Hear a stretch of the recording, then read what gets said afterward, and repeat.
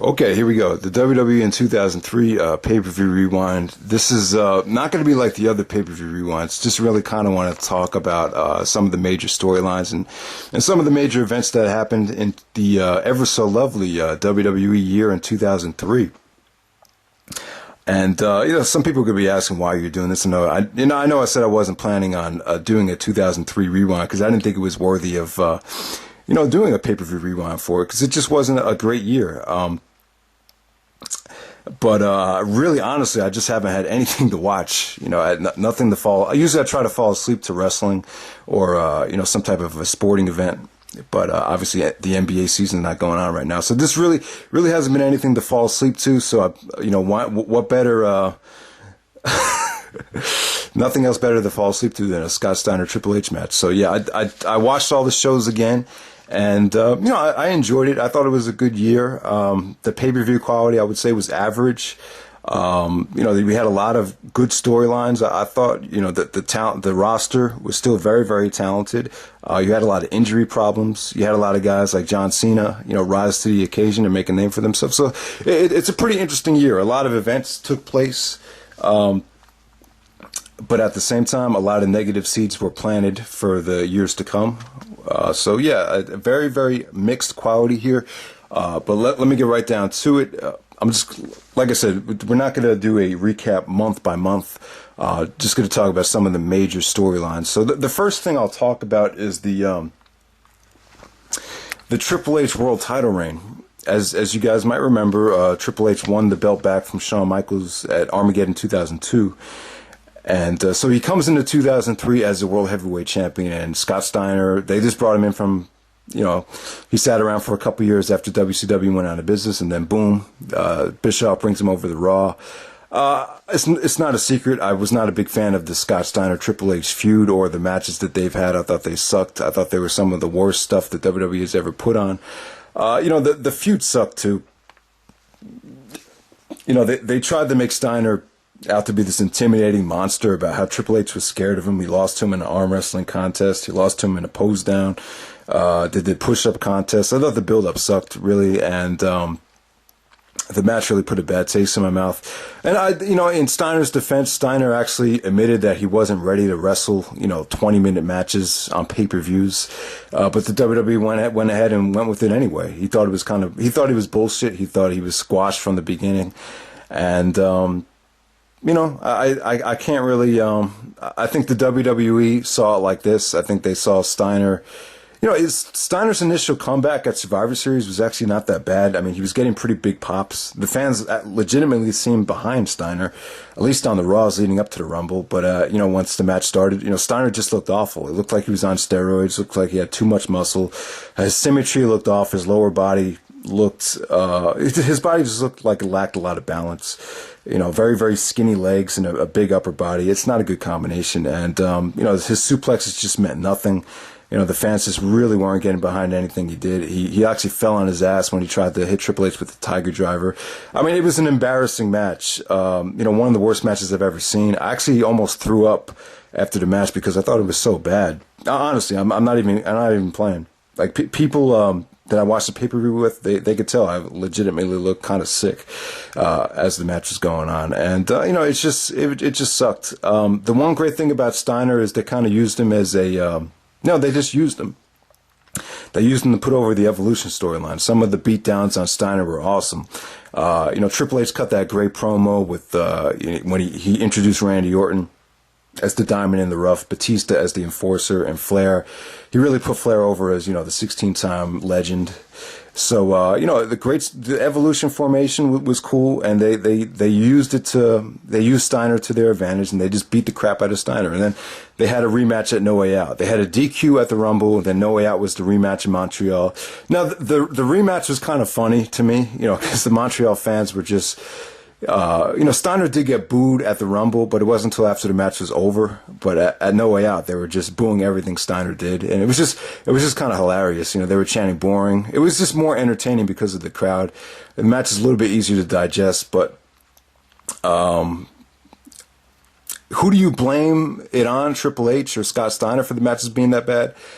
Honestly, I will blame it on Steiner because, you know, I think Triple H proved in 2002 and 2003 that if he's in the ring with someone at least halfway decent, like RVD or Shawn Michaels or Jericho, you know, he could still have good matches. But, you know, the thing is, Triple H, even the Steiner feud made him say this quote, and I totally agree with him. He said, if you're the world champion and the match delivers, then both guys get the credit.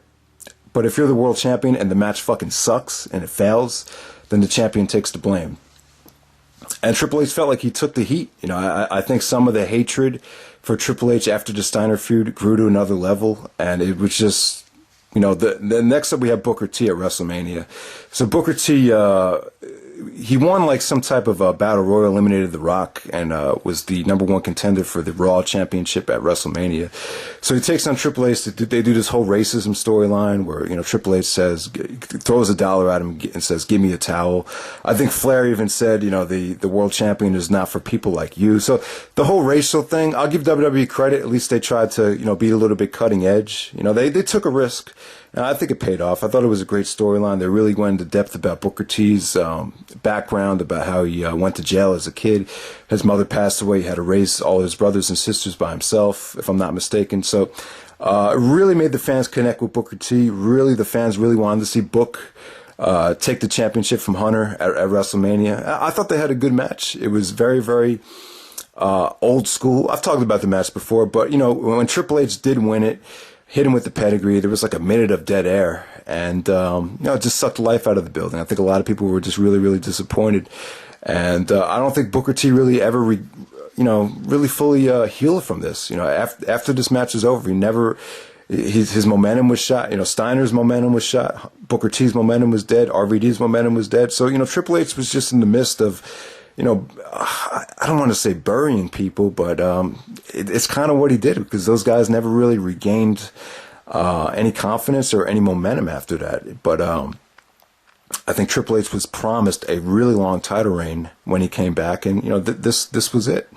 You know, the formation of Evolution as well. For the Evolution thing to really work to its full potential, you know, Triple H needed to be the world champion, and that was the thought process behind that. And I know, and I'll talk about this again, you know, the original plan was for Booker T to win the belt. And he was definitely, the fans wanted it. You know, they did a great job building him up, but it didn't happen. The excuse was that Triple H or whoever backstage lobbied for Triple H to stay the champion because Bill Goldberg had just signed a deal. Kevin Nash was coming back from the quad injury, so you have these two mega faces coming back. They felt like they needed to keep the title on a heel. I think it's a bullshit excuse. There was no reason for Nash to get title shots right away.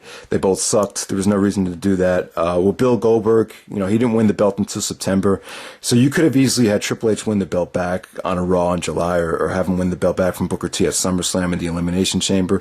I mean, there was so many ways around it.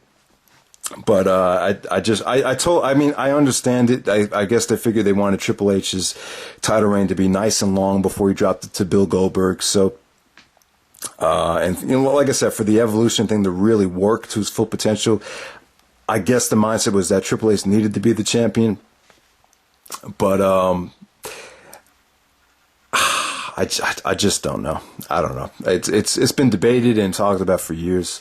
I don't know. Let me know what you guys think. So Triple H finally drops the belt to Bill Goldberg at Unforgiven in September of 2003. Oh yeah, I just wanted to make this point. Well, you know, the Evolution thing, you know, Randy Orton and Batista, you can't really use the Evolution thing as an excuse, because Orton and Batista got hurt. They were out for like, you know, they were both hurt for several months. So, So, you know, that was, you know, and they were hurt before WrestleMania. So, you know, they really should have put the belt on Booker T. So, the Evolution excuse doesn't really fly if you think about it. So, all right. So Bill Goldberg actually wins the championship at Unforgiven.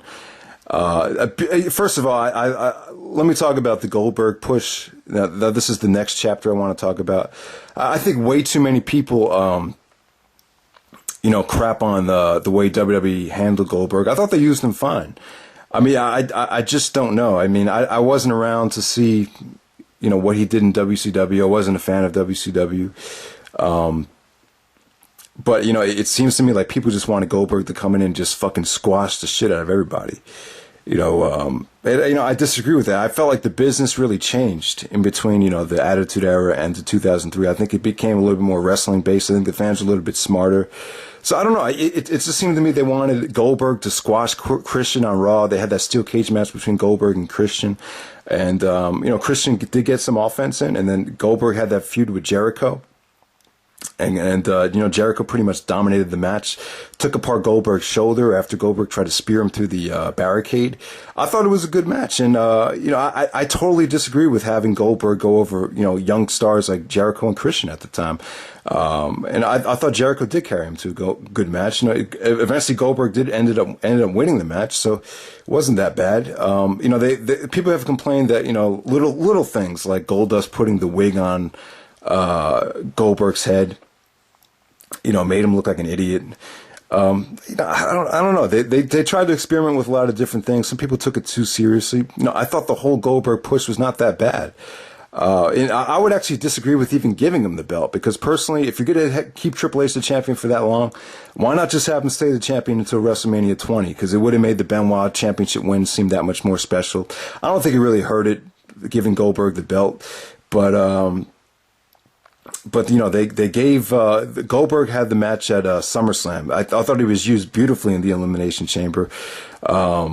I thought he looked awesome. I thought the match was exciting. I thought the whole Goldberg Triple H feud really kicked off with a bang at SummerSlam. The way they made Goldberg look strong, and at the same time it put Triple H huge as a heel. This is the most hated Triple H ever was in the Elimination Chamber match. He just was so hated, and I thought the beatdown on Goldberg was beautiful, heading into Unforgiven. So, Goldberg and Triple H's match at Unforgiven, it was average. It was kind of an extended squash. I mean, really, Triple H actually tore his groin.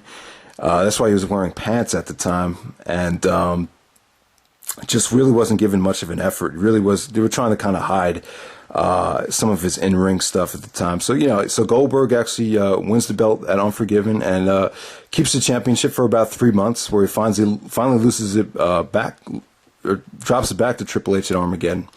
So there we go with that. So let me just move on. So the overall, I thought the Goldberg push was not that bad. And I would actually, I think they used him actually better. They used him better than I would, because I would have never put the championship on him. That's just my opinion. You have someone there that's only going to be there a year, doesn't really want to be there, doesn't want to work house shows. And I don't know. I just didn't think he needed to be showcased in a championship role. I just didn't think it needed to be done. All right. So next up we had the fall of Kurt Angle and Brock Lesnar.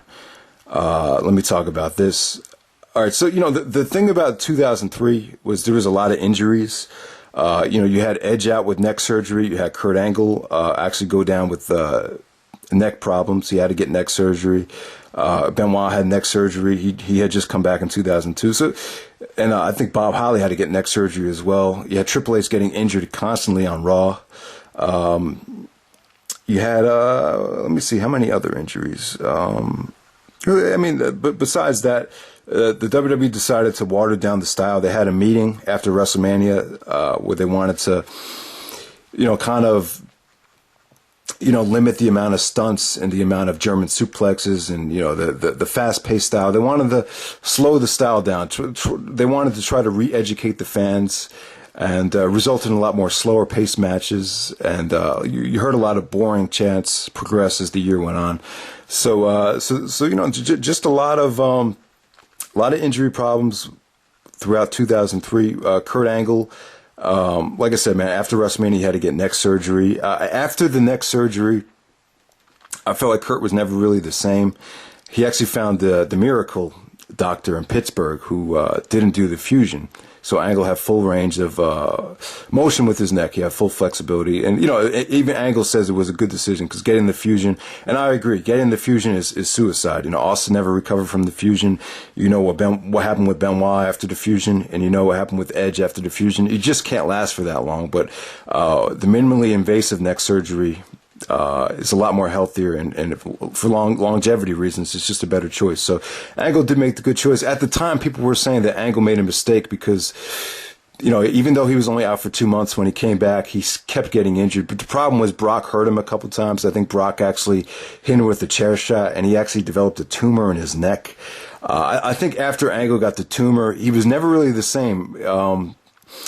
In the ring, he was still always good, but I feel like as far as his charisma goes and his mic skills goes, the tumor kind of fucked up his voice a little bit. His voice is never really the same after the tumor. So overall, Angle was just like, he would come back, he got neck surgery again, come back, get hurt again. It was just from 2003 to 2005, Angle just was really on and off again with the neck problems. Brock Lesnar, the fall of Brock Lesnar. Now, Brock really didn't get hurt. Besides the shooting star press, he got a concussion. I'm going to talk about the fall of Brock Lesnar, because Lesnar got like the push of the century, king of the ring. Beat The Rock at SummerSlam, won the Royal Rumble, main event of WrestleMania, beats Kurt Angle. But what happens after this? I feel like Brock says something in his book. I read some of his book, not all of it, but he says something like Vince lost a lot of confidence in Lesnar after WrestleMania. There was an issue that happened with The Rock. Like, he at a house show, he was supposed to put The Rock over while he was the champion, even though it was a non-title match, and Lesnar refused to do the job. So they had a big fiasco, a big fight about The Rock and Brock Lesnar match at a Miami house show. I remember that being an issue. And I also think Vince was disappointed. I think Vince McMahon was disappointed that the WrestleMania buy rate was so low. I think it was WrestleMania 19 was definitely the lowest WrestleMania buy rate in the last 10 years. I believe that's accurate. So who's going to take the blame? Kurt Angle and Brock Lesnar, main event of the show. And also, I think Vince was disappointed that Brock actually botched the shooting star press and kind of buckled under the pressure. Even Angle said that he believes Brock is a mental midget. He said that whenever things get tough, Brock kind of collapses. So that was Angle's thoughts about that. But the whole Brock Lesnar Kurt Angle feud. I love the match at WrestleMania, but like I said before, it never really fully got going. They had Brock as a face first. It didn't work. Then when Angle comes back, they turn him babyface. They turn Lesnar into this monster heel where he attacks Zach Gowen. You guys remember Zach Gowen, the one-legged wrestler? They did that huge storyline with him and Vince McMahon. And they had Brock actually side with Vince. And it was pretty cool. I love some of that stuff. When Vince slapped Brock Lesnar and he said, "Do you know who you are? You're Brock Lesnar. You're a monster. You're an animal." And I thought, he woke the beast out of Lesnar. Lesnar just went on this rampage, just demolishing everybody. I thought the Lesnar heel turn was cool, but when they turned Angle babyface, it just didn't last that long. It just wasn't, the Angle Brock stuff. It just, once again, it kind of died out by SummerSlam. I just feel like the feud never lived up to its potential. They had an Iron Man match on SmackDown, which was good, but at the same time, I think a lot of people were just kind of disappointed because they tried to make Angle and Lesnar out like it was going to blow away any other match that happened in the century, and it just fell below expectations, even though they were good matches. That everyone would agree the Angle Benoit matches were a lot better than the Angle and Brock matches. But like I said, Kurt Angle had a great year in 2003. He was for PWI standards, Pro Wrestling Illustrated, he had the greatest year in the history of the business, which is amazing because he barely even wrestled in 2003. He wrestled for maybe 5 or 6 months full time. He actually won Wrestler of the Year. He won Match of the Year. He won Comeback of the Year. He won Most Inspirational Wrestler of the Year. And I believe he won Most Popular Wrestler of the Year. So just an amazing year for Kurt Angle. And he was great, though. Angle was definitely at the top of his game in 2003. Brock actually ended up winning the PWI 500 in 2003. And I believe he...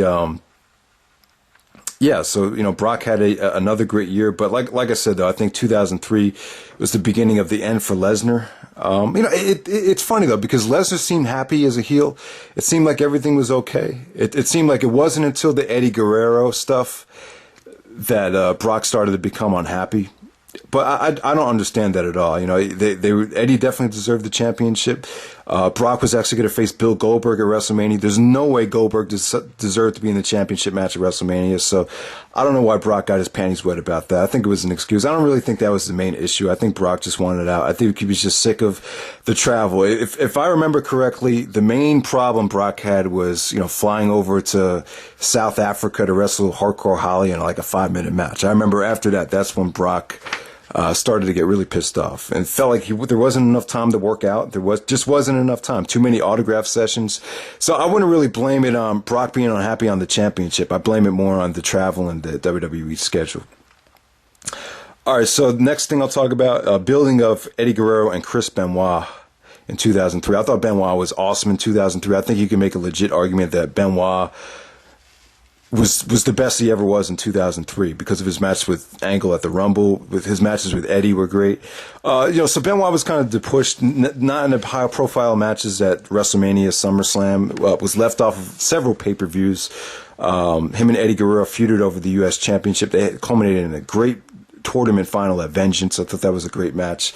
But as far as Benoit goes, he was, had good matches on SmackDown, really was kind of heavily de-pushed. They were kind of saving him for 2004. Like, they didn't try to feed him to Lesnar. I would have loved to see Benoit and Lesnar at WrestleMania 20. I thought that would have been fine as a replacement for the Brock and Goldberg match, but so basically Benoit, not a lot of high profile matches. He had good mid card matches. They built him up as a strong contender for the championship. Benoit's match with A-Train was probably my most underrated match of the year from No Mercy of 2003. And Eddie Guerrero, they tried making Eddie a heel after Chavo got hurt. They tried to have Eddie. They had him suplex Tajiri, who was his tag team partner, through a car. And it just didn't work. They tried to have Eddie cheat in every single match, but the fans just loved it. The fans just started to fall in love with Eddie Guerrero.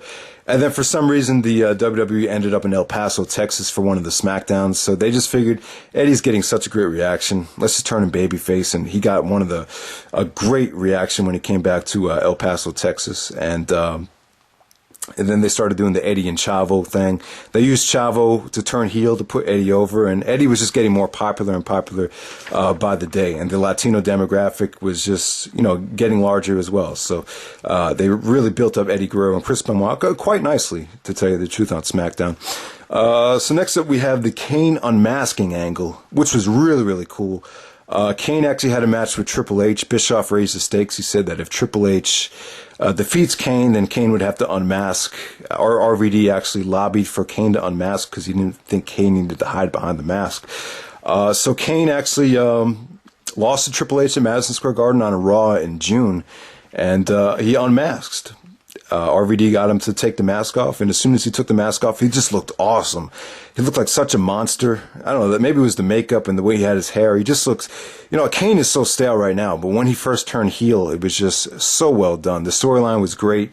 He burned JR. Him and Austin went back and forth. A lot of it had to do with Austin. Austin tried to get under Kane's skin. As you guys know, Stone Cold Steve Austin was the co-general manager at the time. So about the RVD Kane feud, it was kind of rushed. They had like a little bullshit match at SummerSlam, which didn't get much time, didn't get much of a reaction. A lot of the Shane McMahon actually returned because Kane actually tombstoned Linda McMahon on the steel cement or the steel ramp. So Kane actually, tombstones Linda McMahon, and so Shane McMahon wants to get his revenge on Kane while they were still in the midst of RVD and Kane feuding. So RVD kind of felt. I heard Rob say in interviews that the WWE started to take things away from him before he even had a chance to prove himself. So I just feel like the WWE kind of lacked confidence in RVD. I don't think they really were confident that RVD could push Kane to that next level the way Shane McMahon can. There was just a lot of people, HBK and Triple H in particular. I remember them, being quoted as saying there's just a lot of guys on the roster that haven't really adapted to the WWE style quite well. And it's no secret. I think they're talking about Rob Van Dam. So, the RVD and Kane feud wasn't great. RVD was totally, had a weak 2003. He did have some good matches on Raw for the Intercontinental Championship with Jericho and Christian, but that's about it. Rob Van Dam was pretty much through after the Elimination Chamber fiasco at Survivor Series 2002. One of the other highlights from 2003 was John Cena. John Cena turned heel, at the end of 2002, and the feud with Brock was great. The whole Brock Lesnar thing really awoken a giant in John Cena. I think Brock shattered his knee, and then all of a sudden Cena just took some time off and started cutting these shoot style promos on Lesnar, these shoot style battle raps, and they just worked. They seemed very, very convincing, very believable. And whenever Cena, rapped in front of Lesnar, it legitimately seemed like Lesnar was pissed and like he was getting under his skin. So that definitely worked. Cena had a great feud with The Undertaker, where he did some of those promos in the graveyard were just beautiful. And then Cena had a pretty good feud with Kurt Angle to end out the year. And, obviously Cena turned face. He was just too popular. The promos and the cutting edge, the cutting edginess of his promos were just, too entertaining to be ignored. I mean, it's some of the best mic work that's ever been done. John Cena in 2003. All right. So some of the other stuff from the year. We have Eric Bischoff and Stone Cold Steve Austin. It was good. I thought the chemistry between Austin was good. Austin came back. He walked out of the company, came back in No Way Out, beat the crap out of Bischoff. Obviously Austin didn't wrestle as long as he would have liked to. He had some really serious neck problems. So Bischoff forced Austin to retire. And so Austin really couldn't wrestle, so they brought him back as the co-GM of Raw. And, the chemistry between Austin and Bischoff was a lot of fun. I thought they did a good job. It wasn't really like a hate relationship. It was kind of, they didn't like each other, but at the same time, you could tell there was some kind of connection there. So, good stuff. I think Austin being the GM of Raw kind of got his popularity back up to where it was, because I think he felt really, really guilty when he walked out. And I think when he came back, he really had a tough time connecting with the fans. So I think the GM thing was a good way to get Austin, relieve him of some stress. He didn't have to worry about his neck, and he just focused on being entertaining and just, putting on a good show. So, good stuff there. And I always thought Bischoff was great. I think he did a great job with his character. He's not the best decision maker in the world. I'm not a big fan of some of the stuff he's done in real life, but I think he's a great performer, and without a doubt, he was the best general manager, I think the WWE has ever had, to tell you the truth. So on SmackDown, Stephanie McMahon was the GM of SmackDown. Not really much to talk about. The people really got pissed off when they overused the McMahons on SmackDown. They had Stephanie and Vince McMahon totally dominated everything. They had this storyline where Vince took advantage of Stephanie, and Stephanie started crying about how Vince put his hands on her. It just wasn't believable. People started. They couldn't. They had to edit out all the boos on SmackDown because people just weren't buying into it. Just not good. They actually had a match at No Mercy, which was, it was okay, but, like I said, along with the Triple H hate, you saw a lot of hatred you saw a lot of disgust from people about how the McMahons were taking up too much airtime. All right. So as far as the pay-per-view quality, we had pretty average pay-per-view quality. I would say that the only pay-per-view to get over an 8.0 would be WrestleMania. I give WrestleMania 19 as 9.75, arguably the greatest WrestleMania of all time. But besides that, just the Royal Rumble, all you had was Angle and Benoit. You had a crappy Royal Rumble undercard. No Way Out was an entertaining show, but as far as the match quality goes, there's no match of the year candidates. Like I said, WrestleMania was amazing. Backlash, I don't think Backlash was as bad as some people thought it was. A pretty solid show. You had Cena and Lesnar for the championship. You had the 6-man tag from Raw. You had Goldberg and The Rock.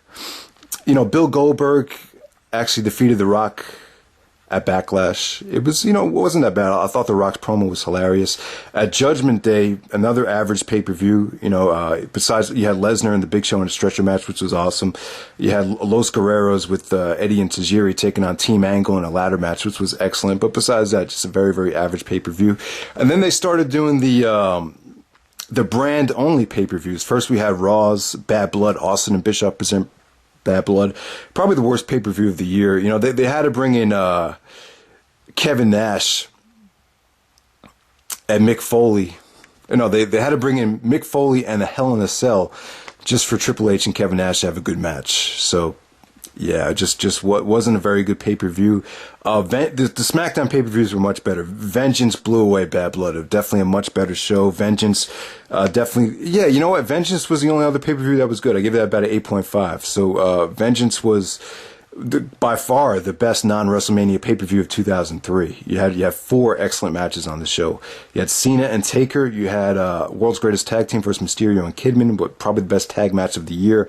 Benoit and Guerrero in the finals of the U.S. Championship Tournament was excellent. And then on top of that, you had a great main event with Angle, Lesnar, and Big Show. SummerSlam. I thought SummerSlam was good. Like I said, I thought the Elimination Chamber was a great way to use Bill Goldberg. Angle and Lesnar had another good match, even though some people were disappointed by it. I thought it was excellent. Benoit, Rhino, Tajiri, and Eddie Guerrero in the U.S. Championship Fatal 4-Way match. I thought that was excellent. But besides that, wasn't one of the best SummerSlams. I'll agree with that. Unforgiven was like a lot of these pay-per-views were okay, like not bad, decent, but nothing crazy. You had Shane McMahon and Kane in the Last Man Standing match, which was good. Shawn Michaels and Randy Orton, I didn't think it was that good. I don't think they really mixed that well. Good, but disappointing for a Shawn Michaels match. Bill Goldberg actually beat Triple H for the championship at Unforgiven. The Jericho RVD Christian match was a good triple threat match. I thought Unforgiven was a much better Raw pay-per-view than Bad Blood. So next up we had No Mercy, which is a SmackDown pay-per-view. Started off good. Mysterio and Tajiri was excellent. Benoit and A-Train, like I said, very underrated. I love that match. Great way to push Benoit heading into WrestleMania 20. And then you had the whole Stephanie McMahon, Vince McMahon match, which kind of brought the show down. Some really, really average matches on the show. And then Angle and Cena was excellent. Eddie Guerrero and Big Show for the U.S. Championship. The crowd was burned by it. Just wasn't that good. And the crappy biker chain match stipulation. Now, this is an example of how storylines, in my opinion, can desperately, affect a match. Lesnar and Taker at the time should have been an excellent match. Should have been great. But, they did this whole storyline where they wanted Vince to screw Taker to set up essentially they wanted to set up the whole Kane Undertaker match at WrestleMania 20. So it's good storyline progression, but, that's a perfect example of how, the storyline and the stipulation definitely prevented a match of the year candidate from happening. It was that No Mercy 2003 main event. And then Survivor Series was fun. Excellent. I thought this was an excellent show, Survivor Series. I thought it was, so it had some great storylines that took place on the show. Good storyline progression. The both of the Angle Lesnar Survivor Series match and the Team Austin versus Bischoff Survivor Series match was excellent. Shawn Michaels put on a great performance, bled like crazy, fought his heart out to save Stone Cold Steve Austin's career. I thought that was excellent storytelling, an excellent match, excellent moment. Austin was actually out of the WWE because he lost the match. So, and then Bill Goldberg, the Bill Goldberg storyline was beautiful. They actually, Triple H actually borrowed from the Harley Race storyline where he put a bounty out on Goldberg. If you take him down, you get $100,000. So the storyline was cool. Batista came back, put Goldberg out, tore apart his ankle, and Goldberg had to wrestle the match with a bad ankle. So great selling from Goldberg throughout the whole storyline. The match was kind of average, your typical Goldberg Triple H match. Just because of the style that Goldberg wrestles, you can't really expect anything crazy, but it was entertaining though. So Survivor Series was a lot of fun, even though it doesn't have the star ratings that people expect for an amazing show. Armageddon was a pretty average way to end the year. I'll just say this: Evolution ended up with all the championships to end the show. Shawn Michaels and Batista. Batista screwed Michaels at Survivor Series. That was good follow up to that.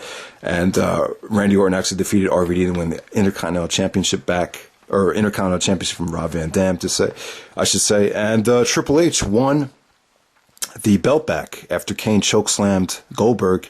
Evolution took Kane out of the ring, and Triple H got the pin on Goldberg to win the belt back before 2003 to set up the Shawn Michaels Triple H stuff going into 2004, and eventually Benoit would join into the mix. So, so last part of the video. This video is not coming out that well. This is very, very long. Just a lot of stuff to talk about here. All right, so final part. I'll do my top 10 pay-per-view matches of 2003. And then I'll do the top 10 television matches of 2003. So here we go. At number 10, we're going to go with The Rock versus Stone Cold Steve Austin from WrestleMania. I thought this was great performance from The Rock. Obviously, Austin was very, very limited in what he could do, but I thought they made the best of it. Like, when I was watching this match, I thought Austin was never gonna take the pinfall. I even said to my friends, I was like, he's not gonna stay down. I just don't see it happen. I think he was supposed to stay down, but he got rock bottom like I don't know how many times. Austin kept kicking out of it. It was a great way for The Rock. It was nice of Austin to finally put The Rock over after he lost the first 2 WrestleMania matches to him. So good stuff there. Number 9, we actually have Kurt Angle versus John Cena from No Mercy. Definitely seen his best match of 2003. Angle was just a gem at the time. For some reason, my brother and me, we kind of agreed upon this. We thought Angle started using a lot of Bret Hart's moves and just the way Bret wrestled. He started to incorporate a lot of Bret Hart's offense into some of his matches, and it worked out beautifully. I thought him and Cena had a great match. Definitely the best match from No Mercy. They stole the show. Number 8, I'm going to go with Angle versus Lesnar for his Big Show from Vengeance. I think this is underrated. I think this is amazing. Lesnar actually did a running powerbomb to Big Show. That's 500 pounds in a running powerbomb spot. That was awesome. I thought Angle looked great. Some awesome pepper behind Angle's punches. Good chemistry between Angle and Lesnar. Big Show is great for triple threat matches, and this is more proof than any other match Big Show's been in to prove that point. Number 7, Team Austin versus Team Bischoff. Like I said, the Survivor Series match. Great performance from Shawn Michaels. Jericho played an awesome heel in the match. Really tried to get under Austin's skin. Austin's interference was awesome. He attacked Bischoff. Just an excellent match. One of the most entertaining matches of the year. One of the best Survivor Series matches ever. That's Team Austin versus Team Bischoff. Number 6, World's Greatest Tag Team versus Mysterio and Kidman, the Filthy Animals at Vengeance. Excellent stuff. Like I said, that was the best tag match of the year. Almost stole the show at Vengeance, to tell you the truth. That was when Shelton Benjamin and Charlie Haas were actually really good in the ring. Number 5, we have Kurt Angle versus Brock Lesnar from SummerSlam. I love this because everyone thought, it was actually confirmed on the dirt sheets that Lesnar was actually supposed to win the belt back. But Angle surprised everybody and made Lesnar tap out. This is when the you tapped out chant started happening after SummerSlam. So definitely good stuff between Angle and Lesnar. Even though they did botch a couple spots, it was still not as good as the WrestleMania match, but still another great match from them. Number 4, we have Chris Benoit versus Eddie Guerrero from Vengeance, the finals of the U.S. Championship Tournament. This match was hilarious, but at the same time, you got Benoit and Guerrero going out there. The opening match of a pay-per-view for a half hour, you can't lose with that. Both guys looked awesome. They entertained the shit out of the crowd. Definitely 4.25 stars for me. I thought it was a great match. Number 3, we have Brock Lesnar challenging Kurt Angle for the WWE Championship at WrestleMania. Like I said before, Angle thought the match was disappointing. He expected a lot more time. He thought Brock would try to rush through some of the spots. I thought it was awesome, though. Both guys worked their asses off. Say what you want about Lesnar, but I thought he came to play here. Even though he botched the shooting star press, you got to give him credit. He got a concussion, and he still finished the match, still delivered the F5 to Angle while he was unconscious. So great stuff from both guys. And Angle, a trooper. The guy needed neck surgery. He was shaking. He was, nervous as hell. He should not have been wrestling in this match, and he still went out there. And, he went up there with Brock, the guy that hurt his neck. Brock actually hurt Angle's neck at No Way Out, actually. So Angle started first having some neck problems because Brock got too physical with him. Then later on in the year, Lesnar hit him with the chair shot that gave him the neck tumor. So it's a miracle that Brock didn't hurt Angle again here. So, maybe one wrong move, one wrong suplex, Angle could have been killed. So you got to give Brock credit. I know Brock was very, very cautious because he was afraid of hurting Kurt Angle here. So this is, in some ways, it's one of the most, it's probably is one of the realest match in WWE history. Just a lot at stake from an injury standpoint and from a medical standpoint. Number 2, we have Michaels and Jericho at WrestleMania. I think Shawn Michaels and Jericho stole the show at WrestleMania. Does everyone agree that, or do most people think Brock and Angle had the better match? I'm not sure. I think most people seem to agree Michaels and Jericho was great. I'm not so sure if the Michaels Jericho match holds up with some of Shawn's other matches in his comeback, but I thought it was right up there. I still give this about 5 stars. It was everything I could have asked for. The match actually exceeded my expectations, to tell you the truth. And then number 1, we have Angle and Benoit at the Rumble. Like I said, I've talked about this match plenty of times. It's probably my favorite match of all time. And like I said, the standing ovation, everyone tries to duplicate the standing ovation Benoit got, but this match proves it's just so tough to get. You have to work your ass off. And that was the best standing ovation ever in WWE history after a match. Triple H tried to get his send-off after the SummerSlam match. Didn't work. Even the Shawn Michaels ovation from WrestleMania 21 wasn't quite the same as this Benoit standing ovation. So, yeah, Benoit and Angle from the Rumble, classic stuff in my opinion. It's just everything that I love in wrestling. So here we go. We have the top 10 WWE TV matches of 2003. All right, so number 10, a tie. I have Flair versus Triple H on Raw for the title. As you guys know, Flair turned babyface on Raw, where Shawn persuaded him to challenge Triple H for the belt, and then Flair got that huge send-off in, I believe it was Charlotte, North Carolina. So yeah, that was great stuff. Mysterio versus Hardy in San Diego. Matt Hardy went for the Cruiserweight Championship. Great moment. Rey Mysterio wins the Cruiserweight title in San Diego. Number 9, I'm going to go with World's Greatest Tag Team versus Tajiri and Eddie Guerrero. They had a lot of good matches on SmackDown that were just funny and entertaining as hell. So yeah, number 8, I'm going to go with Rob Van Dam versus Jericho. I believe this was from Canada, from Vancouver, from August of 2003. I love that match. Probably the most underrated RVD Jericho match. Great stuff. I seriously doubt you can find it on YouTube. I think Van Dam won the match with the split-legged moonsault. Number 8? Number 8, we have Kurt Angle versus Rey Mysterio from SmackDown in January. That was when Angle was a heel as the champion. Definitely the most underrated Angle Mysterio match, which nobody talks about. Number 7, I'm going to go with the World's Greatest Tag Team versus Mysterio and Kidman. This is the rematch from Vengeance on SmackDown.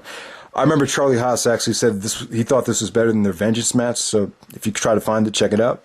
Number 6, we got Shawn Michaels versus Chris Jericho from Raw. Now, Jericho started doing the highlight reel in 2003, which is one of the highlights of 2003 for me. Probably the highlight, actually, was the highlight reel. And the best highlight reel ever was the one in Montreal where he brought out Shawn Michaels and asked him why he screwed Brett.